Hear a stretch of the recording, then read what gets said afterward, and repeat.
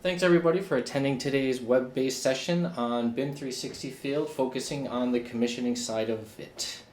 So, traditionally today, I want to speak a little bit about how the process is done, which most of you are probably well aware of. So we're talking about a traditional CAD-based approach on how we can actually go through the entire process of tracking the equipment within inside of your building that you're actually working with, whether it's based off of 2D data or 3D data. It's a process that you go through with your set of construction documents, a clipboard with your printed out checklists and things like that, or maybe you're carrying around an actual laptop with an Excel file based off inside of it. However, throughout the different stages of the planning, the designing, the construction, and the operation, when you start to look at this sawtooth-based diagram, it actually starts to lose information in translation. So here we can see how information is lost at every phase of the plan. Design, build, the whole life cycle of the actual project.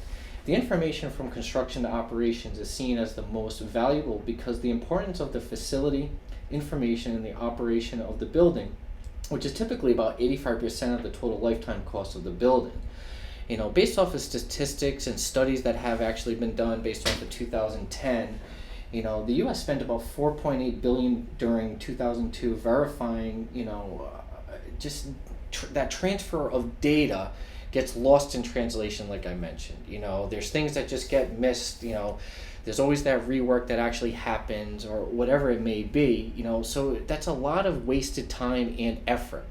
With the Field 360 application that I'm going to talk a little bit about, it actually helps bridge the gap between the construction and the operations. And it increases the value provided to the owner from the contractor, but putting a managed program in place to more accurately track the installation and the commissioning of the building components. So the equipment tracking for commissioning. So you have the whole, like I mentioned, life cycle of the project here. You're going all the way from your design to your facilities management. You're starting to use different tools that help you author this particular process, whether it's a Revit-based technology, whether it's a Navisworks-based technology. And what's nice is you can start to take these particular tools and you can start to collaborate with them in applications such as the Field application or the Glue application. And then all of this actually, when you start to link the data properly, you take it to that next level within the BIM 360 field. This allows you to start to, like I said, focus more on the eye of the building information in this case. So you can, instead of doing that rework that gets lost in translation, you have the ability to utilize the information that you're continually working with, the Revit model or the Navisworks model in this case. So when it comes down to the commissioning side of things, unlike traditional paper-based systems, the commissioning solution captures all system and equipment information electronically, right in the field, which saves time and reduces errors. It gives you those dynamic reporting tools that shows you the statuses of all the systems, the equipment, enabling commissioning agents and other responsible parties to better manage project status. Then from there, you can go into the handover side of things, where the commissioning information is linked from documents within the Field application. The handover deliverable to the owner can be for facilities operations, and there's basically two ways that this actually gets done. There is the BIM-based handover, which provide a handover model that includes key systems and equipment data, the warranty information, start date, status of that particular object, installation date, whatever it may be, and that's all customizable based off of your traditional workflow and the way you guys typically work. You can also start to get into, you can link key documents to the information as well. Submittal information, specification information, or just a photo of how it was actually installed. So the owner can then use this model for ongoing document access and even update it to create an as-maintained model for operations. And that's huge right there, to be able to have that as-maintained model. Another way is through the COBie 2 or other file format-based handover systems. File-based commissioning information can be handed over to the owner in a variety of structures in different formats, such as Microsoft Excel, XML data, IFC data, whatever it may be, that you guys traditionally use today. So some of the benefits that commissioning and handover has is, it's going to reduce the time required for commissioning to shorten handover periods. Also improve speed of recommissioning to the reduce existing facility downtime. So once again, this is using the field application, a new wave of the future, if you will. It's very similar from going to the hand drafting days to CAD to BIM. Now you're going from a paper-based commissioning to a checklist to an equipment tracking, now to an actual web-based application using the Field 360. It allows you to enhance the quality and reduce risk through consistent, accurate, and inaudible approach, if you will. It ensures that the proper powering of sequence is followed, create electronic handover documents for the owner to use as that digital asset instead of handing them a bunch of paper documents that once again could get lost, could get ripped up, thrown away by accident, whatever it may be. So from there, now that I've sort of set the stage, what I would like to actually do is I'd like to move now into the web-based application of 360 Field, and I'm going to use it in conjunction with the Revit-based application as well as the iPad. So I'm going to kind of give you a demonstration on how all three of those relate to each other. All right, so from there, I'm just going to switch it right over to the web-based field application. Now, one thing I will mention is that this web-based application is all done via the internet. So this is going to work a couple different ways. So as you're working with this, with, let's call it a Revit-based application or a Navisworks-based application, somebody in your back office is going to be entering data into the Field 360 app to set up the projects you're currently working on. Because what happens is, at any given time, you're going to be working on multiple projects, and you're going to have different checklists and safety reports and QA and QC documents that are going to be attached to each one of these documents. And depending on the project type, you may have different documents to be attached to them. So you need to set up these projects first. Once you set up the projects, for instance, the one I'm going to be using in this case is the RB test. And when I'm looking at that project, I can start to associate the companies that are going to be working with this project. Who are the subcontractors I'm going to be dealing with within this project? And then from there, I can start to also add I can start to also add users for the project as well.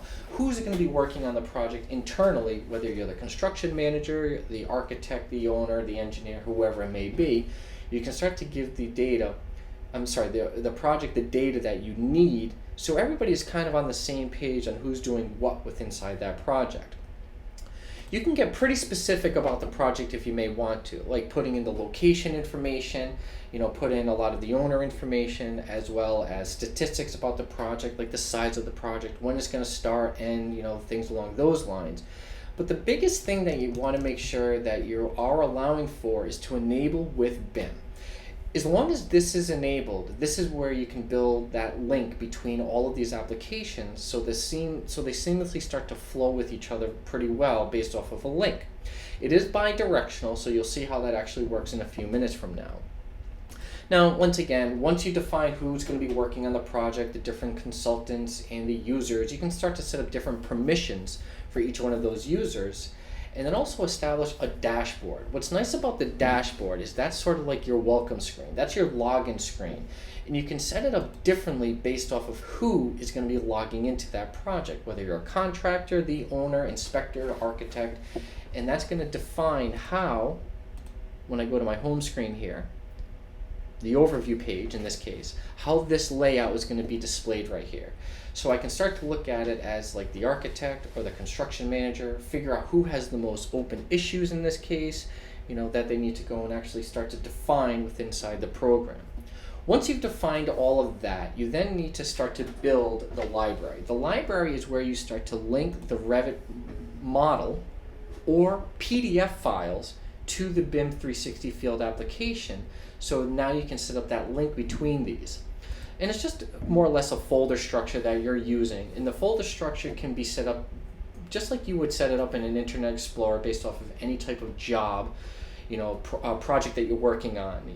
The biggest thing to remember though is that if 360 Field doesn't take in blank folders, so there has to be some sort of placeholder inside there, whether it's just a text file or an image file, whatever it may be.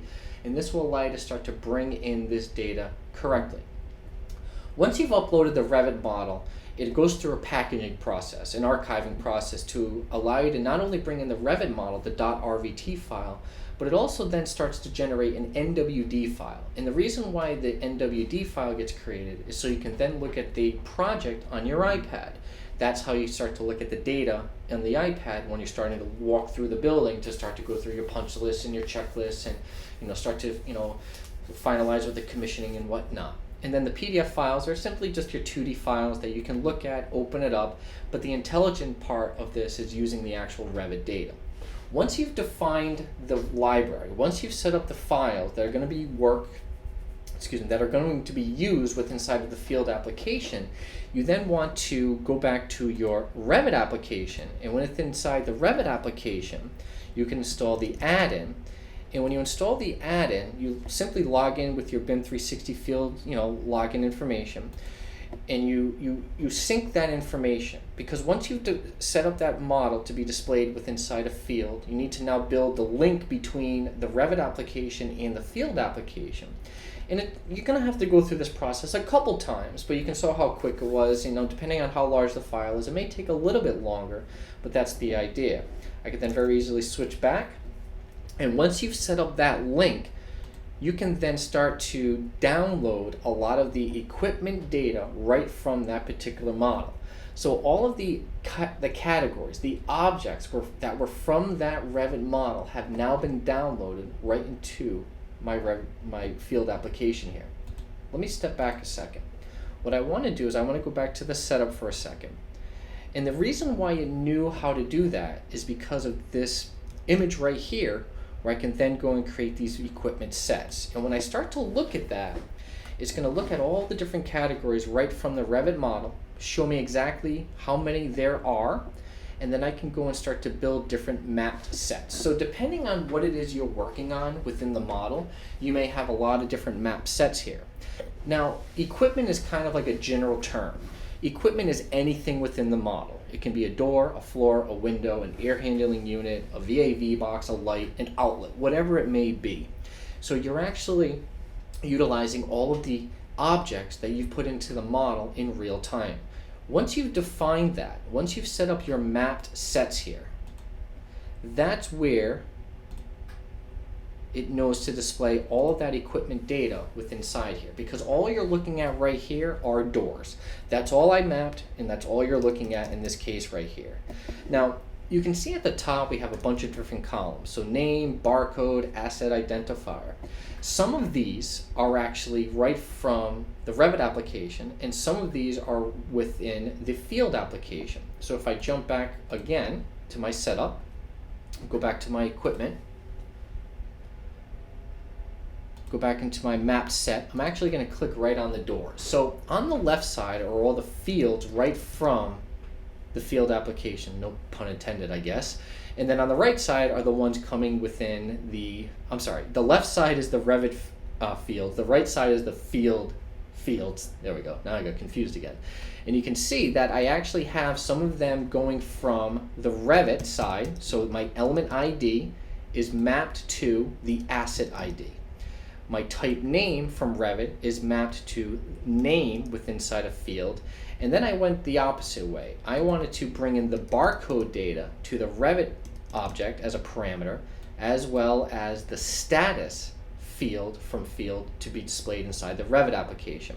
And what happens is, once you do that, and as soon as you build that link and you refresh the data, refresh the model of the BIM 360 data, when I look at the properties of that particular door, anything that I've defined as a field or a parameter, as I mapped and linked those two objects together, that will come through under the other category as a new parameter. Because then from there, I can start to go through the model data within inside of the, as I'm walking through the building with the iPad application, to start to go through, once again, my punch listing and my checklist, and then I can start to, once I'm done, sort of set up the commissioning side and then hand over the Revit model at the end of the day, that somebody can then use this for their final, handover process. So with that said, what I'm going to do here is I'm just going to fire up my iPad application. Just let me log in for a second. And I need to turn on a nifty little application called Reflector.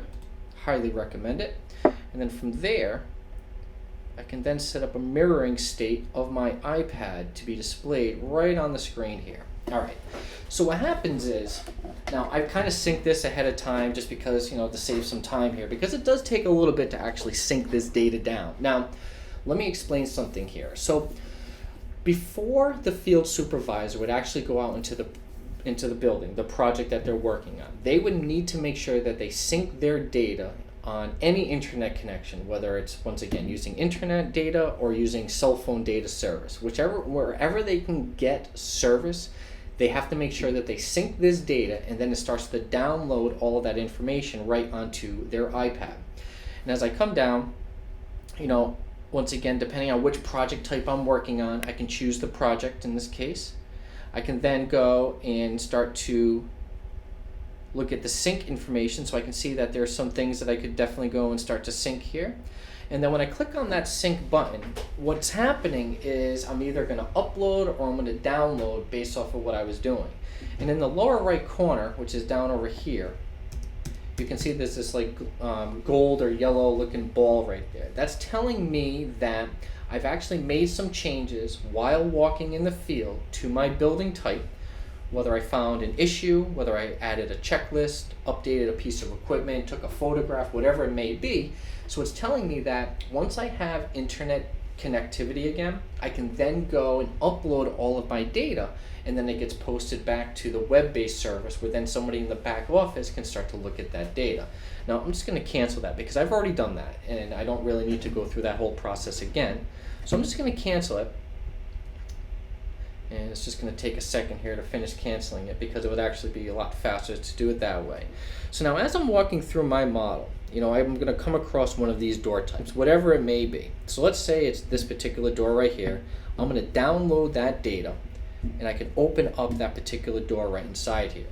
What you're starting to look at is the detailed information of that particular door, the name, the type, and anything else that I may have added based off of those mapped fields. Once again, all of this is customizable. You can build in your own fields. You can utilize them however you wish. And you can see some of the items inside here. So as I'm walking through, I can say, that door is actually installed because I can physically see it right there. So I'm going to switch the status to installed. And you'll see how my sync data becomes, it's letting me know that I have to now upload and resync my data once I actually get that information. I can use barcode data, so I can scan a barcode if there was actual barcode number or QR code attached to that. More of like an air handling unit, an AHU or something along those lines. There's the asset ID that was linked in this case. I can then even go and start to look at some of the checklisting items, once again, depending on what it is I'm doing with inside that model. Whether it's a QA, QC checklist, a safety type of checklist, a commissioning checklist. So if it's my installation check sheet, I can use that, open that up, and now I can go and start to look a little bit more deeper into that particular object. So once again, these are your traditional documents that you would have printed out prior to walking into your job and start to fill all this information out manually, however it may be done. Or once again, like I said, maybe you did use a laptop. It could be anything that you may want to. But now I can keep all of this information right here inside the field app. And then I can start to go through and I could be like, yep, the nameplate actually matches the submittal data on that particular door. Yep, the operation and maintenance manuals have been received. Lubrication record is complete. I'm just going to say not applicable in this case.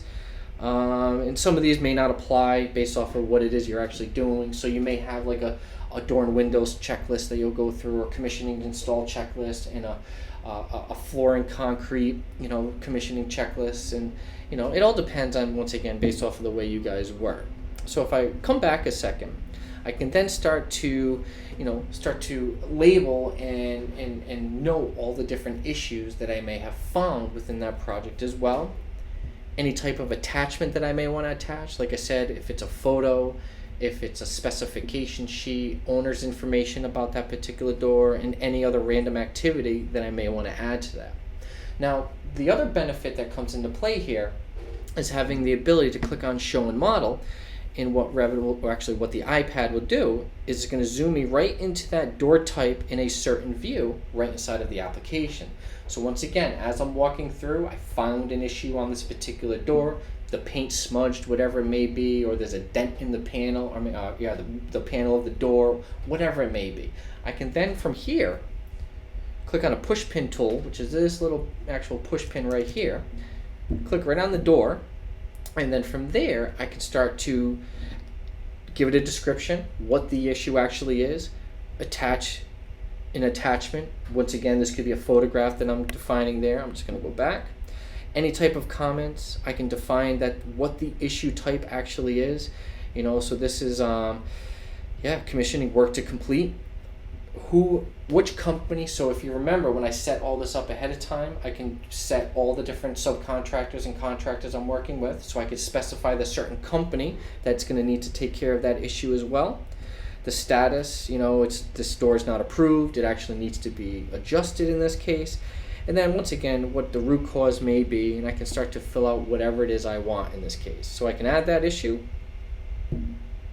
It's now a push pin on my model, so I can very easily start to go back to that data, look at it at any time on the iPad, and then once again, as I'm going through, and I start to go through my commissioning, checklist here in this case, once I get back to where I have that internet connectivity, I can click on that sync. I can upload all of my changes, and you'll see once again, it's uploading that one issue that we found, the new checklist that we created right there. So it's going through and uploading all of these different processes here. Now, I don't really have anything to download. The download side of things would be if there was still somebody in the back office actually updating their model that way. Maybe they brought in the mechanical file now, and the electrical file, and the plumbing file, and now I need to download those models to the iPad. That would be where I start to download all the different project data in this case. Or maybe they found some issues on their own, and they added it on the actual web-based application. They could download all the issues. They added new company checklists. They had somebody else also going through and updating all of their checklists. Now, one thing I will mention is that the checklists that come from the Vela systems out of the box are pretty standard. However, most of your firms, or most of the firms you guys work with, have their own specialty of their different commissioning checklists that they're working, or the QA/QC checklist, the safety checklist. You can start to incorporate all of that data into the proper formatting that 360 Field allows you to use, so you can start to utilize your own checklists, which is nice. So you don't have to abandon what you've been using year after year. You have the ability to start to look at that information. Use the information that you have been using. Your traditional legacy data. And then once again, I can just go back, look at the checklists that I've started to look at there. Once I've done that, let me just switch back to my web-based application here. Let me just close this. Go back to the actual project. So if I click on the checklists, what you'll actually see are the checklists that I've added in. If I go back to my equipment, and I don't remember which one I did, but let's see here. Right here. There's the one. So now you can see there are 3 issues, and they're open right now using one checklist, and that checklist is open. And if I actually double click, I can start to look at anything that I may have defined in this case based off of, as I was going through, my contractor's closeout checklist in this case. So let me kind of recap what just actually happened right here. So in the back office, we set up the project. And then once the project was set up, we then went back to the iPad application and we synced that data, so the field supervisor has the ability to go through the entire project that they're working on to utilize all of the information that was extracted from that Revit model. So then from here, like I said before, when it comes down to the commissioning side of things, the unlike your traditional paper-based systems, this solution captures all of that equipment, as you saw, which in this case were just the doors, electronically. So right in the field, I can start to download anything. So if somebody in the back office now set up a whole nother map system for, like I said, your air handling units or your VAV boxes or your outlets, whatever it may be, I can continuously start to download that. And depending on who the contractor is in that case, they can download just the information that they would need. And then once that's done, you can start to hand over this whole model as a BIM-based handover solution, which once again, it's the model that includes all the key systems and the equipment, all the data, the warranty information, anything that you could think of that's relevant to that particular object, that the owner can then use this model for any ongoing document access and even update it to create that as maintained model. Once again, it's that as maintained model.